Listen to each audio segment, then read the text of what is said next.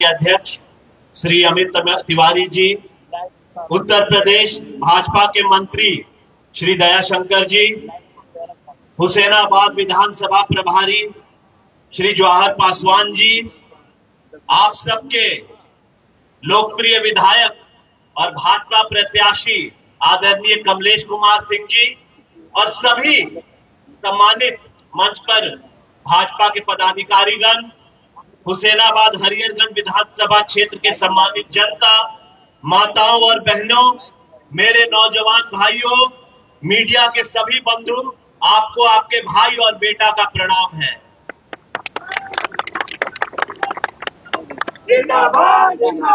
साथियों, आज का दिन बहुत ही खास है।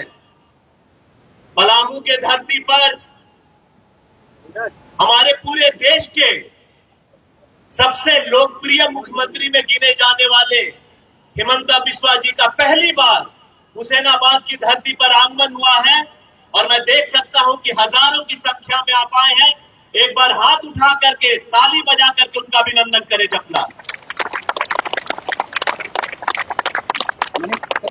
साथियों, ये 20 दिन आपके आने वाले 5 साल का भविष्य तय करेगा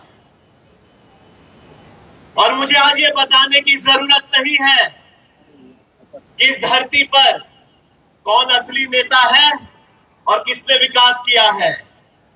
आज चाहे बिजली का क्षेत्र हो, चाहे रोड हो, चाहे शिक्षा हो, सब जगह अगर 90% काम किसी के द्वारा किया गया है तो वो आपके विधायक कमलेश जी हैं, ये आपको पता है। और अब समय आ गया है और ये समय इसलिए और बलवान है क्योंकि आपके हाथ में ताकत है आपको अपना भविष्य चुनने का। अब देखिए हमारे विपक्ष में कौन है। एक ऐसा विपक्ष जिससे आपके आने वाले कल बाल बच्चों को खतरा है, आपके भविष्य को खतरा है। देखिए क्या हो रहा है झारखंड में। हमारे गठबंधन के खिलाफ, एनडीए गठबंधन के खिलाफ यूपीए गठबंधन खड़ा है और वो क्या कर रहा है। विकास की बात तो आपको पता ही है। यहां के मुख्यमंत्री बोलते हैं कि पलामू के लोग दिल्ली चले जाएं, तो मुख्यमंत्री को कहां भेजा जाए बताइए। पलामू के लोग अमेरिका भेजा जाए। सोचिए, किसी भी मुख्यमंत्री ने झारखंड के आज तक इतना बड़ा अपमान पलामू का नहीं किया था, जिसने बोला था कि पलामू के लोगों को अगर बालू की समस्या हो रही है, अगर आवास में समस्या हो रही है, तो पलामू के लोग दिल्ली चले जाए। हेलो, ये है आपके मुख्यमंत्री। कैमरा फोकस वहां करो। और ये कैसे मुख्यमंत्री है, बस पलामू के लिए खतरा नहीं है। आपको पता है धीरे धीरे क्या हो रहा है। बांग्लादेशी घुसपैठ जो हो रहा है झारखंड में, वो क्या होगा। वो आपके आधार कार्ड पर दूसरे लोग आकर के रहने लगेंगे। लेकिन मुख्यमंत्री जी ने चुनाव जीतने के लिए, जो जीतने वाले नहीं हैं, अपने वोट बैंक को बढ़ाने के लिए झारखंडी लोगों का पहचान बांग्लादेशी को दे रहे हैं। क्या ये आपको मंजूर है। ये एक ऐसे मुख्यमंत्री है जो आपके भविष्य में आपके बच्चों के लिए खतरा का घंटी है। और देखिए हमारे इंडिया गठबंधन को बांग्लादेश में जब हिंदू मर रहा था तो एक भी विपक्ष का नेता इस पर आवाज नहीं उठाया। सोचिए वो आपके बच्चों की क्या रक्षा करेंगे जिसे हिंदू बोलने में शर्म आता है और यहाँ की हिंदुस्तान की 80% आबादी हिंदुओं की है। क्या ऐसे नेता को आप लोग बर्दाश्त करेंगे जिसे हिंदू बोलने में शर्म आता है। करिएगा। क्या एक ऐसा मुख्यमंत्री आपका रक्षा कर सकता है। क्या कोई ऐसा इंडिया गठबंधन आपका रक्षा कर सकता है जो आपके बच्चों के वजूद को अपनाने के लिए तैयार नहीं है। अपने अंदर झांकिए। ये कोई साधारण चुनाव नहीं है। सबको पता है कि हिमंता बिस्वा जी ने हिंदुत्व के बारे में कितना खुल करके बोला है। और हिंदुत्व है क्या। हमारे प्रधानमंत्री बोलते क्या है, वासुदेव कुटुंबकम, वर्ल्ड इज वन फैमिली, पूरा विश्व एक परिवार है। हिंदू बोलता है कि मेरा एक हाथ हिंदू तो एक हाथ मुसलमान है। इतना सेकुलर धर्म है हिंदुइज्म, लेकिन तब भी यहां के कांग्रेस पार्टी को देखिए, यहां पर इजराइल में क्या हो रहा है, पाकिस्तान में क्या हो रहा है, खुल के सर में आवाज उठाते हैं, लेकिन हिंदू मर रहा है एक आवाज नहीं उठाते हैं। अगर हम अपनी पहचान खो देंगे तो हम अपने आने वाले संतान को खो देंगे। साथियों, मैं ज्यादा वक्त आज नहीं लूंगा क्योंकि हिमंता बिस्वा जी को भी आपसे बात करना है और भी हमारे सम्मानित लोग हैं जो आपको आज संबोधन करेंगे। लेकिन ये चुनाव, अगर हम झारखंड की बात करें तो एक ऐसा चुनाव है जहां आपको अपने आने वाले भविष्य को तय करना है। और मैं खुले मन से बोलता हूं कि बहुत आसान है ये बात बोल देना कि हम ये कर देंगे, हम वो कर देंगे, और अब चुनाव का समय है। हजारों नेता आपके बीच में आएंगे जिनको आप 5 साल से देखे नहीं होंगे, युवा को ठगेंगे, सबको ठगेंगे, लेकिन आज तक हुसैनाबाद की धरती पर विकास कौन किया है ये आप जानते हैं। बोलना बहुत आसान है, कोई कुछ भी बोल सकता है, करना बहुत मुश्किल है। और हमने जो चीज बोला हमने वो किया। हम लोगों ने कहा था कि इस बार आप लोग विधायक जी को मौका दीजिएगा तो गांव-गांव आकर के हम लोग आपसे पूछेंगे और आपकी समस्या का हल करेंगे।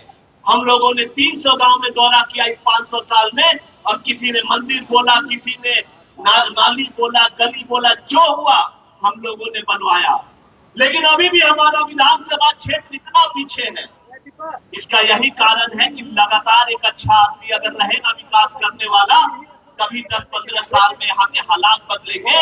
और कभी यहाँ का सबसे जो प्रमुख मुद्दा है, मैंने आपको वादा भी किया था कि 2024 में अगर आप विधायक जी को मौका देते हैं तो आपका भाई आपसे वादा करता है कि 2029 में अगर यहाँ रोजगार का कोई साधन नहीं होगा तो मैं 29 के चुनाव में आपसे वोट मांगने नहीं आऊंगा। ये मेरा वादा है। और आपको पता है कि हमने जो किया है, जो हमने बोला है वो किया है। तो साथियों, आने वाला 13 नवंबर आपके और आपके आने वाले भविष्य को तय करेगा।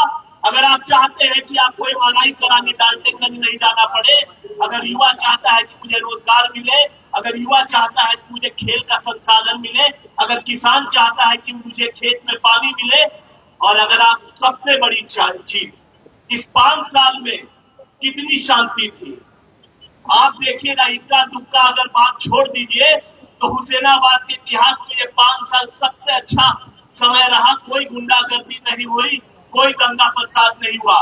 मैंने जीतते ही इस मन से बोला था कि अगर सबसे अमीर भी गलती करे तो उसको भी सजा मिलेगा, और सबसे गरीब भी गलती करे तो उसको भी सजा मिलेगा। कानून एक बराबर है।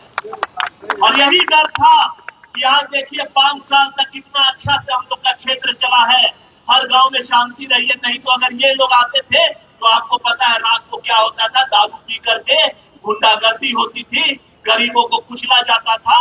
और जहां तक ब्लॉक की बात है, भ्रष्टाचार की, मुझे पता है बालू का, अबुआवास का कितना आप लोगों को दिक्कत हुआ है, लेकिन ये दिक्कत हम लोग के माननीय मुख्यमंत्री हेमंत सोरेन जी द्वारा किया गया। सोचिए कैसा सरकार, जब 1 महीना हो चुनाव में तो मैया योजना, सैया योजना, यही योजना, 5 साल तक आप कहां थे? 5 साल तक अगर आप हमारे मैया का सम्मान किए होते तो मैं इस मन से आपको तारीफ करता। ये ऐसे धोखेबाज हैं कि ये आपको फिर अगर इनको मौका मिल गया तो ये कोई योजना नहीं होने वाली, आपको भी पता है। और हर गरीब बालू के लिए जो तड़पा है, जो अपना कॉलोनी के लिए तड़पा है, जो अपना ब्लॉक में पैर घसीटा है, उसको पता है कि हेमंत सोरेन ने उनके साथ क्या किया। क्या आप सब तैयार है हेमंत सोरेन को उखाड़ के फेंकने को? एक बार जोर से बताएं, वहां भी बहुत लोग हैं, क्या आप लोग तैयार हैं?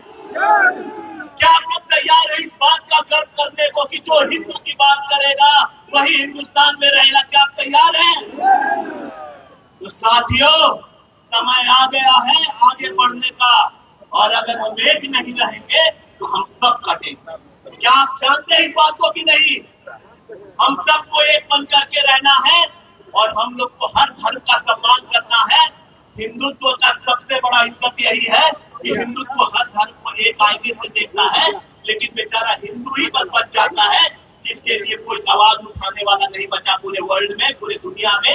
एक हिंदुस्तान ही बचा है, और अगर यहाँ भी हम लोग आवाज नहीं उठाएं तो कल हम लोग जाएंगे कहाँ? दिल से बात सोचिएगा। और आप सभी को मैं यही गुजारिश करूंगा कि आप लोग मिल करके इस बार ऐसा मतदान करिए कि हुसैनाबाद का सारा रिकॉर्ड टूट जाए और भाजपा इतने वोट से जीते कि एक यहाँ से संदेश जाए, और हुसैनाबाद में जो होगा उसमें झारखंड की तस्वीर लिखी जाएगी। तो क्या आप सभी तैयार हैं? एक बार सभी लोग यहाँ पीछे सभी लोग हाथ उठा के बताएं, क्या तैयार हैं? तो आप सभी को बहुत बहुत धन्यवाद। और मैं फिर से एक जयकारे के साथ अपने संबोधन का अंत करना चाहूंगा। भारत माता की, भारत माता की, वंदे वंदे। बहुत बहुत धन्यवाद। चलो।